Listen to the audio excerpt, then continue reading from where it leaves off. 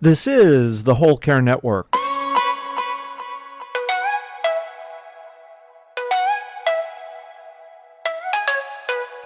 Helping you tell your story one podcast at a time.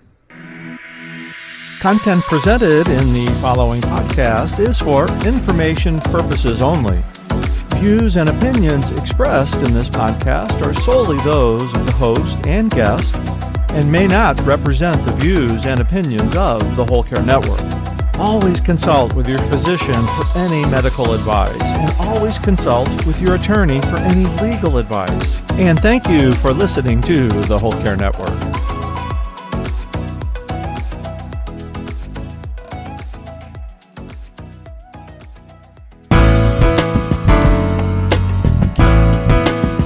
You know, the reason I call my book Dignity Day is because the woman who I was seeing and providing support through her end-of-life journey already had the medications, and they were in a box on her shelf with the words Dignity Day written across them.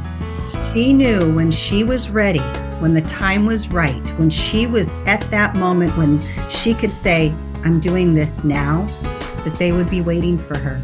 This is the Heart of Hospice podcast with Helen Bauer. My friend Gabby Jimenez, end-of-life doula, hospice nurse, and owner of the Hospice Heart, is back in the studio today. Whether you're a family caregiver or an end-of-life professional, the Heart of Hospice is here to enhance your hospice experience by connecting you with information you can use about end-of-life care.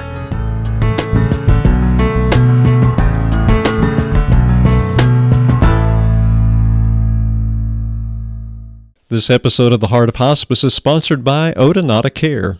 When caring for a loved one on hospice, support becomes essential. Introducing the Care Plan, a path to comfort for the hospice patient, a supportive guide by experienced hospice nurses Nancy Hireman and Brenda Kazire. Nancy and Brenda invite you to experience all that the Care Plan has to offer. Be sure to check out their free library of care videos on thecareplan.net or on YouTube. Purchase your copy of the Care Plan today at thecareplan.net. My dear friend, who I think this is her third or fourth time on the show, recording with me, something like that. So we're going to rename the podcast The Hospice Heart of Hospice because she is the owner of the Hospice Heart. She is a hospice nurse and end-of-life doula, and she's a death and dying educator. She's a conscious educator. She shares her experience through her blogs, her books, and her classes. Through her experience with death and grief, she's built her Hospice Heart community, which has over 140,000 people. And yet, Gabby still finds time to interact with all the questions and the comments. She's amazing. This community reminds her how many people are dying, how many people are caring for someone who is dying, and how many people are grieving. And a lot of those folks are doing it without the tools and the resources that they need. So her goal is to help improve the way human beings are cared for when they die and when they grieve. Gabby wants to take away the fear and uncertainty that these people are experiencing and help those that are at the bedside to feel supported and confident with the care that they're providing. All of that can be found on her website, thehospiceheart.net, and you are going to hear some really good conversation with Gabby today, because today we're doing something specific in our conversation. We are focusing on how nurses support patients who are utilizing medical aid in dying. Okay, so very specific. Gabby has a new book called Dignity Day about people who are using MAID. She's sharing how she chose the title for the book. It's kind of special, so listen for that story. And she's also reading an excerpt from her book as well as a poem that she wrote. Very special, very moving, and I think it's going to touch you in your heart today very closely. She's talking about the 3 questions she asks at the end of the day that helps her process her emotions. So all of those of you who are listening who are caregiving professionals or unpaid caregivers, because unpaid caregivers, we see you. We see you, 55 million of you unpaid caregivers. She has figured out ways to take care of herself by asking herself 3 questions at the end of the day. And she's also going to be talking about the rituals that she practices for self-care. So get comfy, get a cup of tea, kick your shoes off, and we're going to hear a nice conversation, wonderful conversation with my friend, Gabby Jimenez of the Hospice Heart.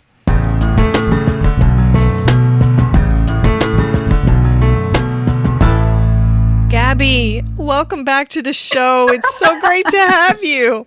Oh my gosh. I have to tell listeners before we even get into the interview, we have already been on the call for 40 minutes, just catching up and yakking and sharing our lives with each other. And it's so great to have you back on the show. I love being here with you. You know, we've been doing this for a couple years now, and I feel just as excited today as I did the first time I interviewed with you. I am only this time I get to say that we really are friends. We've built a friendship. And so to be here today is wonderful. And I love to support you. I love that you support me. But I also like the opportunity for us to just collaborate and communicate. And like you just said, we just spent 42 minutes just talking. We did. Way before we even started, which is awesome. I love that. For this episode, the title of the podcast is, what did we decide? The Hospice Heart of the Heart of Hospice. Because you are the Hospice Heart and I am the Heart of Hospice. So it's perfect collaboration and I love it. It's with a friend. So we're jumping in. We've had a lot of laughter and there will be more of that. But we do have a pretty intense topic today, one that can be a little bit controversial. So we're going to say up front, we are neither endorsing nor condemning. We're not giving a judgment or an opinion. This is strictly informational. We are talking about medical aid in dying. So our opinions as hospice practitioners don't count in this situation. We are here to support patients' choices and patients' deaths and their families and their caregivers. And that is exactly what we're going to be talking about today, is how nurses support patients who are utilizing medical aid in dying at the end of life. So as part of your work as a hospice nurse, you work in the state of California. There is a medical aid in dying law that's available. You support patients and families through your hospice agency when they're utilizing MAID. So talk to my listeners. Tell me about what the nurse's role is when they're working with a patient who's utilizing MAID. Absolutely. So first of all, in each state, it's called something different. I mean, some use medical aid in dying, some use death with dignity. In California, and there might be one or two other states, we call it the End of Life Option Act, which are the initials EOLOA. So we refer to it as ALOA. And it is, in my mind, it's medical aid in dying, which should be sort of the umbrella topic. Personally, I think that the reference to what it is, it's a choice. Each company has a different protocol relative to the nurse's role. Some companies don't support this at all, and so they do not have patients that elect to do this. The nurses are not allowed to be present at ingestion. At my company, which I am incredibly grateful for, as a nurse, I can sit there at the bedside and hold their hands and look into their eyes and let them know that they are safe as they ingest their medications. I can't imagine doing it any other way. I don't think I would feel good hiding in the kitchen or the other room or outside the door. I want to be there at that moment when they take the medications, because there are two things that happen when you take the medications that can be very scary, besides the entire idea of it all. Your throat closes a little bit, which is scary. And there's a burning sensation that happens, which is scary. It doesn't always happen, but it happens enough to know that I want to be there when it does, because I want that person to feel safe. My role as a nurse is to look them in the eyes and say, I've got you. I'm right here. Just breathe. Breathe right through it. And I'll breathe them through it and it will pass. That is my role as a nurse. My role as a nurse is to educate the family and those who are present, to let them know what to expect, to let them know that they're not alone, to let them know how much it matters to me that they are supporting someone they love, and to remove fear, and to just be present enough so that person who's made one of the biggest choices in their entire life, right? To let them know that they are doing this with respect and that I applaud the right for a human being to have autonomy at the end of their life. So, Gabby, I want to touch back because there's a lot to discuss in this, a lot of details, but I want to touch back on something you said. You talked about the patient ingesting the medication, which means to actually take the medications, to swallow them. So the nurse is not actually administering the medications. Isn't that correct? That's correct. Each situation is different, but in our situation, the doctor mixes the medications. I'm present. I don't touch them. And then the doctor hands it to the patient, and the patient has to be of sound mind, able to say, yes, I want to do this, and be able to take the medications in their hand, whether it be in the bottle that it came in or a glass which it's mixed in. It can be their choice. And they need to be able to take it themselves. We cannot touch it or hold it or assist in any way. We can talk to them, we can educate them, we can support them, we can be right there. But this is something they have to be able to do.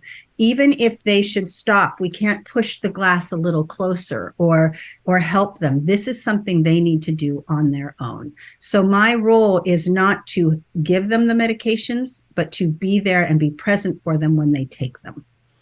Okay, so let's think about this. What if you have patients that are unable to swallow? There are other routes, one of which is rectal. That is a whole nother route. We can use a catheter to administer the medications rectally. We can fill a syringe, and by we, I mean the doctor, will fill the syringe with medications, place it in there, and the patient has to be able to take the syringe and push it. We cannot assist it.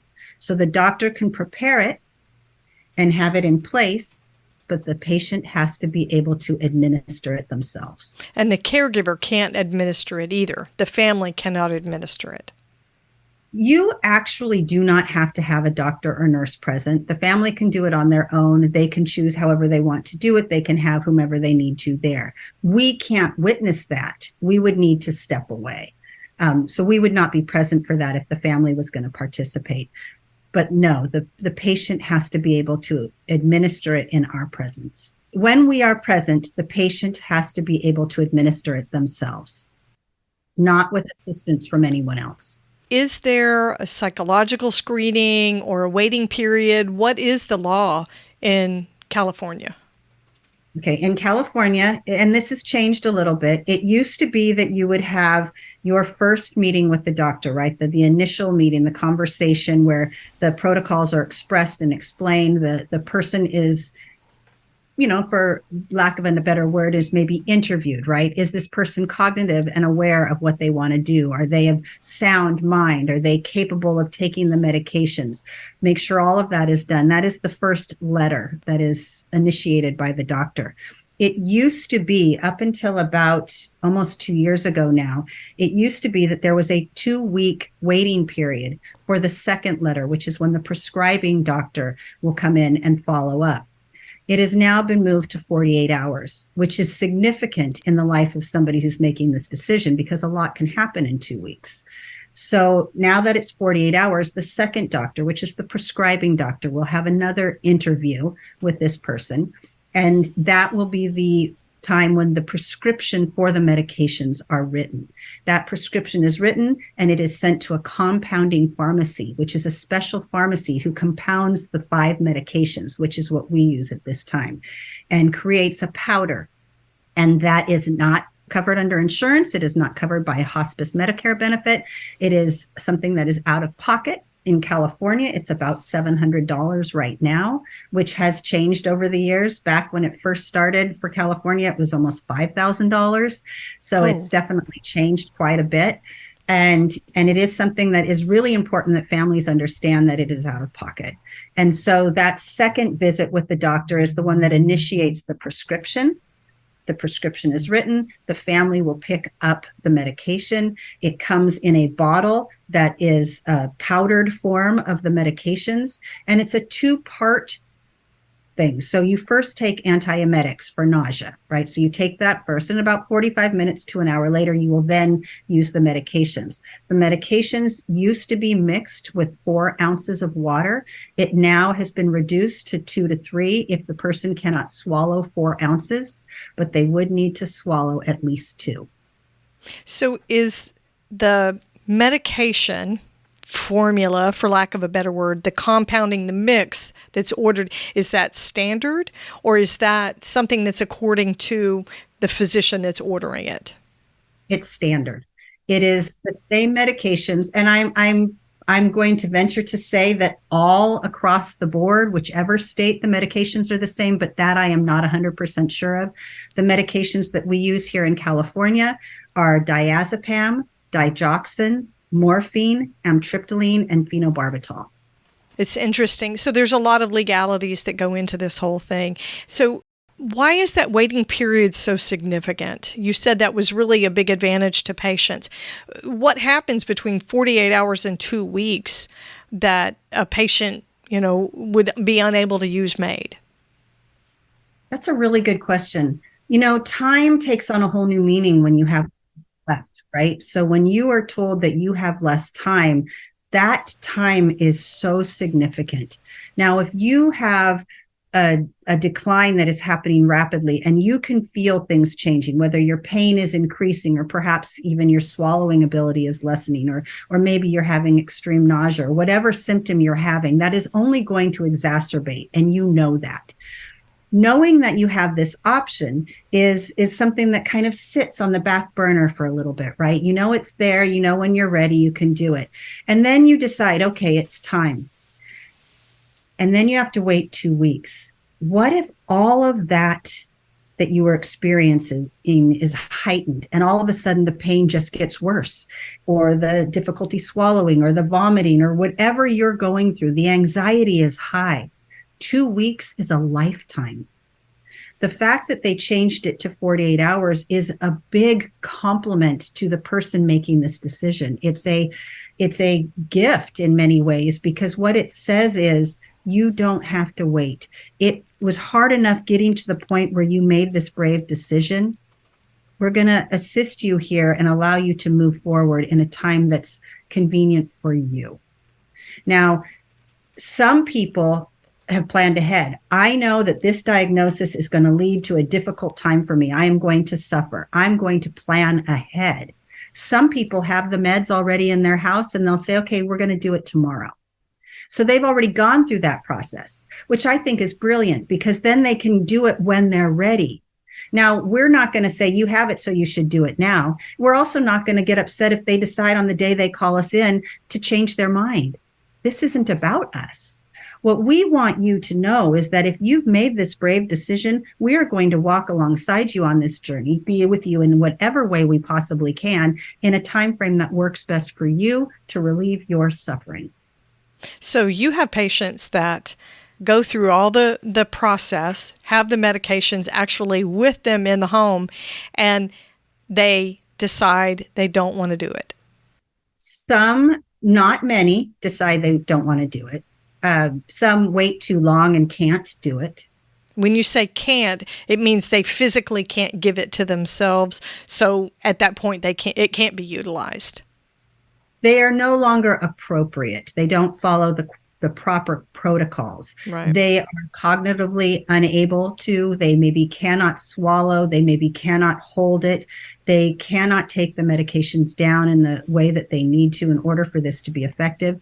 So once that happens, we have to say, I'm sorry, you are no longer appropriate. And that's a difficult decision to make. But when a human being gets to that point, when the patient itself gets to the point where they can't do it, I think they already know. I think they know it's gone too far. And at that point, they're usually declining so quickly that they transition rather fast anyway. So this again is why timing is such an important thing, is because to have time taken from you and not be able to navigate things in a quicker fashion makes you sit and wait, and that adds to your struggle. So to be able to be prepared ahead of time, have it on your shelf, that's a great thing. Or to have the 48 hours where you can say, okay, it's Tuesday, you guys, we're going to do this on Saturday. you know that that's possible. So to be not appropriate, that is the most common reason why someone wouldn't take it. I think I've only had maybe 2 or 3 people that have decided, I'm not going to do it. I think I'm just going to let this happen naturally. Or they've just decided, I don't want to do that. I'm not ready yet. Some just end up dying naturally without as much struggle as they thought they were going to have. Do you think there's a sense of security for someone who knows that their death is coming very quickly, but they have the meds in there and they're like, this is kind of my secret weapon. I can decide later on if I want to use it, that they get a little bit comfortable emotionally and mentally and spiritually around the whole thing? I've heard of that. Patients that get the medications into the home and they die comfortably without ever using them. Absolutely. It's a backup plan. The reason I call my book Dignity Day is because the woman who I was seeing and providing support through her end of life journey already had the medications. And they were in a box on her shelf with the words Dignity Day written across them. Oh, wow. She knew when she was ready, when the time was right, when she was at that moment when she could say, I'm doing this now, that they would be waiting for her. There were often times during our conversations where she would say, okay, I think I want to do it on Wednesday. Nope, I'm not ready to do it on Wednesday. And we would kind of say like, okay, how about next week? Nope, I don't think I'm ready. And then there was the day where she said, I have to do it now. I need to do it now. And we literally went over there that day and supported her. So it's a backup plan. It's hope. It's freedom. It's the reminder that you still have a choice, even when everything else has been taken from you. It's a box that holds relief and dignity, and you can choose to do it or not. And that too gets to be your choice. And no one is going to interfere with that. How empowering is that? Right? In a situation where most things are out of control. So I would think that for patients with neurodegenerative disorders, that waiting period and the ability to self-administer is very sketchy and very hard to narrow down that sweet spot. Patients with things like end-stage ALS, end-stage Parkinson's, end-stage MS, any neuro disease, that's a lot harder to predict that time period where they're still cognitively able to understand and express the wish that this is what I want to do and I understand why and what it is, and being physically able to actually self-administer. Well, that's actually quite a topic right now, which would be good for another conversation. Yeah, that's a whole nother podcast, isn't it?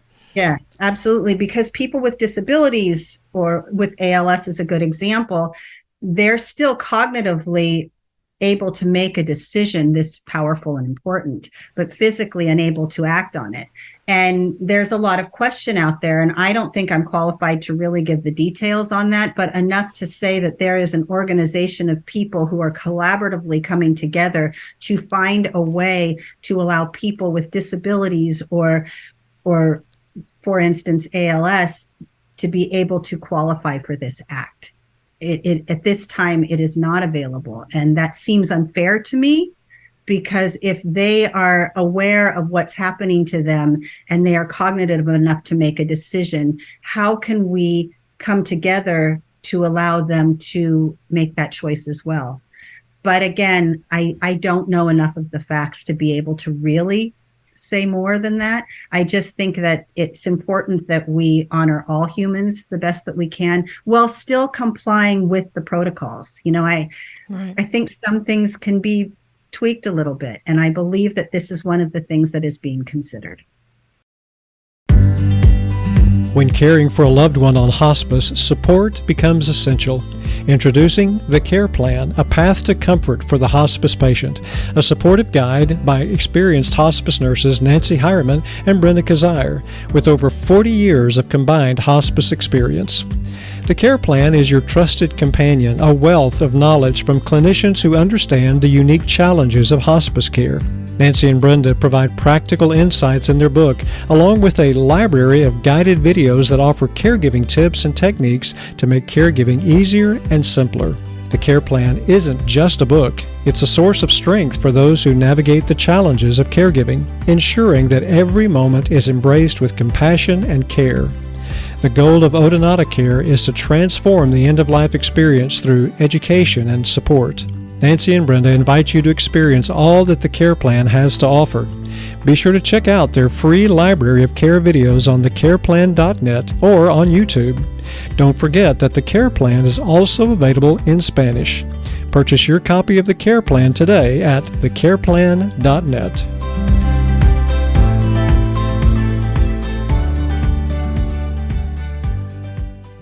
Let's get into the weeds a little bit more and let's get a little bit personal, because as a nurse, a hospice nurse, we know that there's a lot of wear and tear that comes to us psychologically, emotionally, spiritually with working with the dying, regardless of whether they're utilizing medical aid in dying, a death with dignity event, regardless of whether they're utilizing that. We experience compassion fatigue, we experience moral fatigue, secondary grief. That's all very normal for what we do. So what about your compassion and moral fatigue when you're working with patients who are utilizing this particular way of dying? Does it feel different to you? And have you noticed that it's changed how you process death events? Well, that's a really good question, and I don't know why I'm having such an emotional reaction to it. I think it has changed me significantly because as a hospice nurse and an end-of-life doula and witnessing so much death, I see death every single day. I've witnessed over 1,000 people take their last breaths, and I see death. I see suffering. I see pain. I see people trying to die and can't because their bodies aren't ready yet. And I see people at the bedside saying, what is he waiting for? Why isn't this happening sooner? Why is he suffering? That takes its toll. That causes me so much grief to witness so much pain at the end of life. So to be able to be present for someone who can legally exercise the legal right to take medications to end their suffering, that fills me up.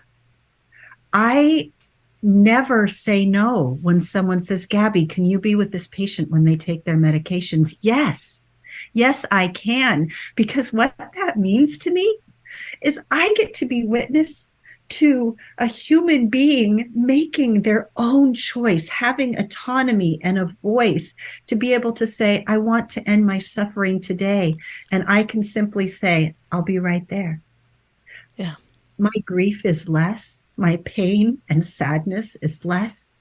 I leave their home at the end of the day, and I think how blessed that I am and honored and privileged to be able to be present for that powerful, brave moment. I think it's harder on me when I can't relieve suffering, when I can't witness comfort and relief. So in many ways, the fatigue and the ache and the stress mentally, physically, emotionally, even spiritually of witnessing so much death is actually less for me when I can be present for someone who can make a choice to end it on their terms. So I would ask you, Gabby, what do you do for self-care after you participate in a death like this? Well, I have, of course, rituals that I do. You know, I'm a ritual girl. Yes. I light a candle for them. I say their name a lot. You might have heard me say this before in my classes, or just I write about it a lot. I ask myself 3 questions at the end of the day. And one of them is, what did I do well today? So let's say I was with a person and they exercised their right to take the medications. And I would ask myself, what did I do well today? And I would say, I was present completely. I made it about them and not me. I supported this family in a really beautiful way. And then I would say, what could I have done differently? And I would really think about that. Was there maybe a moment that I did make it about me, or maybe I could have been a little bit more sensitive or something? And I have to own that. I think we need to do that, right? So I would think about that. What could I have done differently? And then I think about, what did I learn? What did I learn today? Well, if it was about that patient and that family and that experience, I think I'm constantly being reminded of how fragile and precious life is, right? And that human beings deserve to have a softer landing. They deserve to be without pain. So what did I learn today? That I am doing what I'm supposed to be doing, and I'm doing it well, and I'm honoring human beings in a way that matters to me. And so that's sort of my ritual when I do that, because I have to acknowledge my role in that, because I want you to remember that even though I support this 100%, and this is my work, I work in death. I am a death and dying every single day, right there, cheerleader, right? I've got you. But when I witness these medications being handed over to a person, and I know that when they take them, their life will end, I have a moment when I realize the reality of what that means. I have to stop and pause for a moment and just take a moment and just be with all of it. Take a deep breath and just be with that. It's a lot.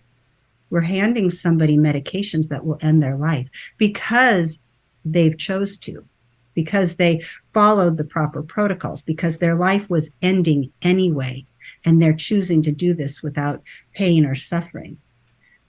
But I also need to acknowledge what that means. So I honor that, and I do my own moment of breath work just before they take it, so that I can not make it about me, but also truly be there for them. It's about sitting with all of it and just being and taking it in for what it is, and just being really grateful and at peace with all of it. I think there is incredible intensity and privilege to be able to witness something like that. The times I have had the most fatigue at the end of a day were days where I sat and simply was with someone, even providing presence, to be present and witnessing someone else's suffering, and even if it was a quote-unquote good death.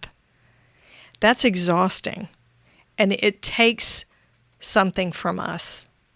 Hospice nurses are willing to give it. They give it generously.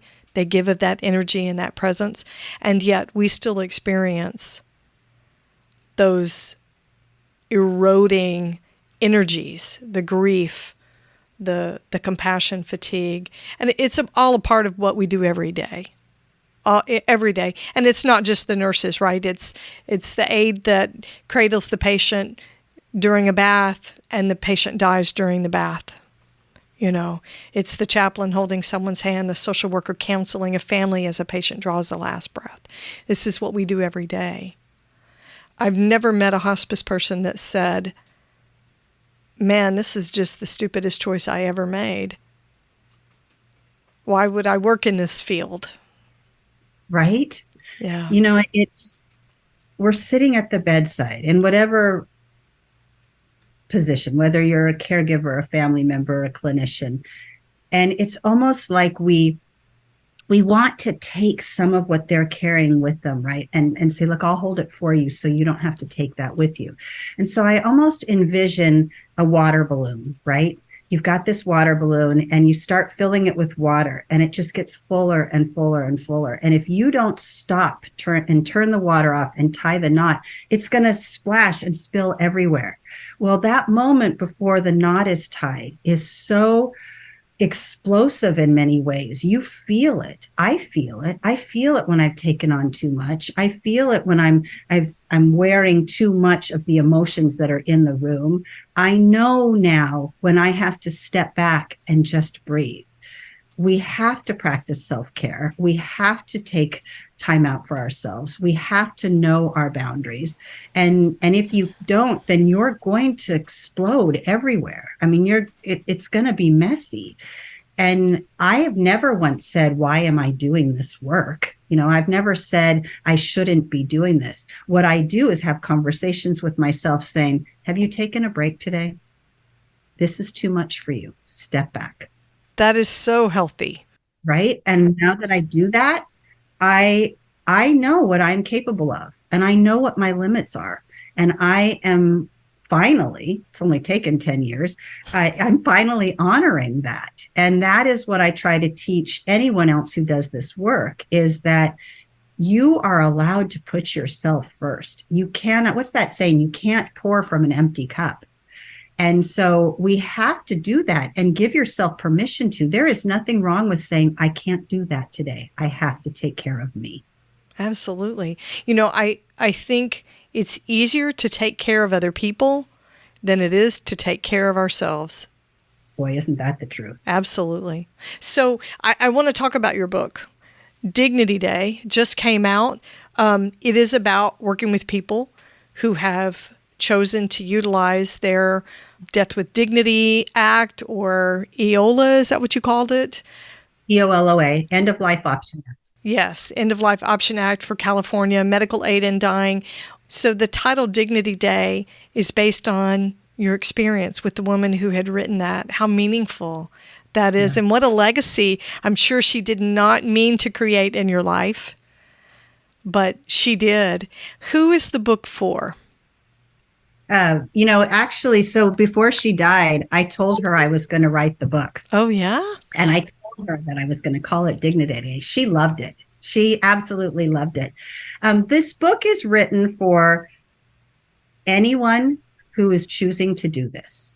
I write about what to expect, what it might feel like, what your options are, how to make it go a little smoother, perhaps conversations that you might have with other people about your decision. It's also written for the people that love the person who's choosing to do this, their caregiver, their spouse, their family members, their friends, to help them know what to expect if they're going to be at the bedside and how to support someone they love. But it's also written for the person who struggles with this choice, does not support it for whatever personal reason. And my goal is not to change their mind or get them to support it. My goal is simply to remind them that they can stay true to whatever matters most to them and still support someone else. My hope with this book is to ask that they not walk away. So say that one more time, because I think it's worth repeating. They can provide that support without ever compromising their own beliefs. Yes, and I think that's what people struggle with the most, because whether it's faith-based or any other reason, if they feel strongly that this is something they would never do and they cannot support, I respect that. But I think people think that if they sit at the bedside of someone who chooses to do this, then that compromises their beliefs, that they no longer hold a valid space within. And I want them to know that that is absolutely untrue. You can still feel strongly about something and support someone who feels differently. That's okay. It simply says that you're going to let that person know that they are not alone. In no way ever will it say that this goes against what you believe in. I don't want people to feel like they have to change what matters most to them. Again, and I'll repeat myself, I simply ask that they don't walk away. I think they'll regret it. One of the things I say in my book is, ask yourself this question. If you walk out that door because you can't support that your friend or family member is choosing to do this, and they die without you at that bedside, will you regret this? Will you wish one day down the road that you hadn't walked away, that you sat at the bedside, that you hold their hand? If your answer is yes, don't walk away. Can I read you a poem that I wrote about that? Please, please. The poem is called We Will Not Walk Away. When someone has received a terminal diagnosis and they've been told that they have less time, what this translates most to them is that they have been moved to the front of the line, a line no one wants to stand in, a line that can often bring fear, a line that changes everything for them and lets them know that death is near. So many things are taken from them, most importantly, their autonomy and choice, leaving them dependent on everyone and everything, no longer having a voice. So if given an opportunity to say goodbye to pain, to end their suffering and to feel free again, they need to know we support them, that we will not walk away. They need to know that whatever they choose, we are here to stay. That's what this book is for. That's beautiful. Gabby, you said yourself you're a ritual girl. We know the power of rituals. We learned that during the pandemic because so many of our community and gathering rituals were not allowable or safe for us. And you really support and endorse the use of rituals. What's a ritual that you would use with a family at end of life if the patient has utilized this particular way of ending their own lives? Most of the time, because the person who is taking the medications is so cognitive and awake, this is their opportunity to say goodbye. What I did recently was I handed each one of them a candle. The people, there was about 5 or 6 people there witnessing her taking these medications. And I lit each one of their candle, and then I handed her a candle and lit hers. And I offered them a chance to say something beautiful about this person, something that they love or respect about them, or something that they did that they will carry with them for the rest of their life. For instance, thank you for trusting me all this time, or thank you for the love that you've given me, or thank you for being the most wonderful mother. I am a better mother because of you, or something along those lines. So each person took their candle and they said what they wanted, and they handed that over to the woman who was taking her medications.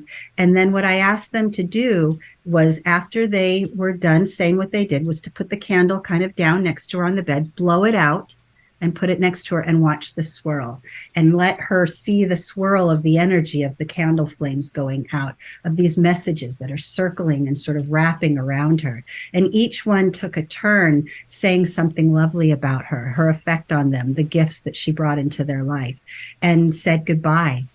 And then it was her turn. And she said to them how much she loved them, how much they mattered to her, how much she appreciated all of them supporting her. And then she blew out her candle, and we all sat for a moment, and the swirl of the candle took longer. And it was so beautiful. It was as though it was in really slow motion for us all to just truly savor that. And then she put it down, and the candles were all along her bed on this little tray out along her bed. And we all sat there, and there was quiet for a moment. And then we knew it was time. Wow. It was so beautiful and peaceful. I make them up often. It just depends on who is there and what I think they need. But usually my rituals, especially when it is evolved around medical aid and dying and taking these medications, it's about taking those last moments to offer gratitude to the person who is dying, and to send them off with peace and love, and to let them know that their life mattered. Beautiful. Gabby, will you read something from the book for us? Sure. There's a lot of things to read. Each page, it's got little nuggets. There's so many things. But I think I'll read one part. It's titled My Message. The first one is, for the person trying to process the decision to take the end-of-life medications. Remember that this is about you and how you are feeling, about everything that is happening to you right now. In life, we meet people who do not agree with or support the things we do or say. In our lifetime, we have made decisions that benefits others because that is easier. We have a habit of putting our own feelings aside so as not to upset or offend others or let someone else down. But this decision is not about anyone else. This decision is yours to make. And the other part of that is for the person trying to process the decision someone you love is making. I understand that this decision is hard to take. There are so many different feelings and reactions that I witness people trying to work through when someone they love decides to do this. Your struggle is real. Your feelings are valid. I hope that after reading my words, you might understand where they are coming from and that it allows you to lean in instead of step back. The whole book is filled with things like the questions I'm asked often, encouraging them to ask questions, letting them know what to expect, understanding that this is a decision that is difficult to make, knowing that not everyone supports it, and how you can support someone that does this. I talk about the fact that we treat our animals better than we treat our humans. You know, in the back of the book, I actually write about that because the truth is we would never allow our animals to suffer. Yeah. We are selfish in nature because we want the people we love to stay with us for as long as possible. And when they choose to take these medications to end their life, most people will see it as this person choosing to leave sooner. Why can't you stay longer? Why are you wanting to rush this? What we forget is that the motivation behind the decision is the fact that this person is dying anyway. We just want to ensure that they do it with less suffering. They don't want to die. They don't want to leave sooner. They're not abandoning you. They're saying, I can no longer deal with the pain, physically, emotionally, spiritually, or mentally. And our role as someone who loves them is simply to say, I don't want that for you either. This is hard for me, but I've got you. I love it. Gabby, where can listeners go to work with you, find your classes, participate in your classes, and to order a copy of your books? Everything is actually on my website. You can find my classes, blogs. I write a lot about death and dying, a lot about grief. I have my classes. I have all of my podcasts. I do have the links to my books, and all of that is at the website, which is thehospiceheart.net. The books, I've written 6 so far, with 2 more coming out soon that are a part of this new 4-part series. Those can be found on Amazon, but all the links are on my website. And the Facebook page link is there as well, which is a beautiful community where I share a lot about everything that I feel passionately towards death, dying, life, living, and grief. We'll be sure to put everything in the show notes so people can connect with all the work that you're doing. I will tell you that the Facebook group is amazing, amazing. And maybe that's not your current situation.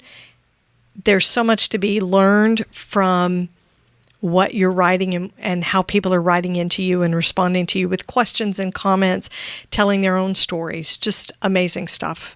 Gabby, thanks for being back on the Hospice Heart of Hospice Heart. I can't even say it. Our new podcast, but it's so great to have you back with us. Thanks for doing this with me.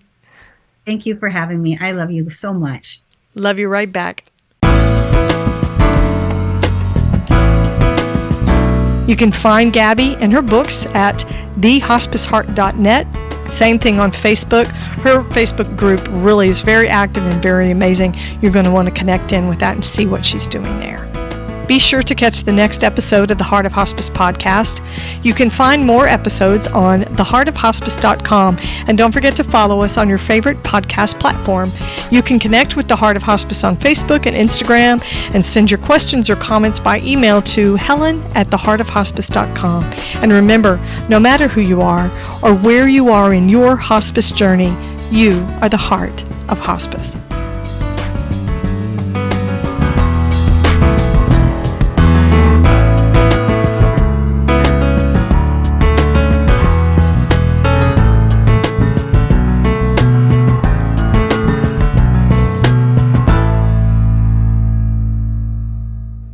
This is the Whole Care Network.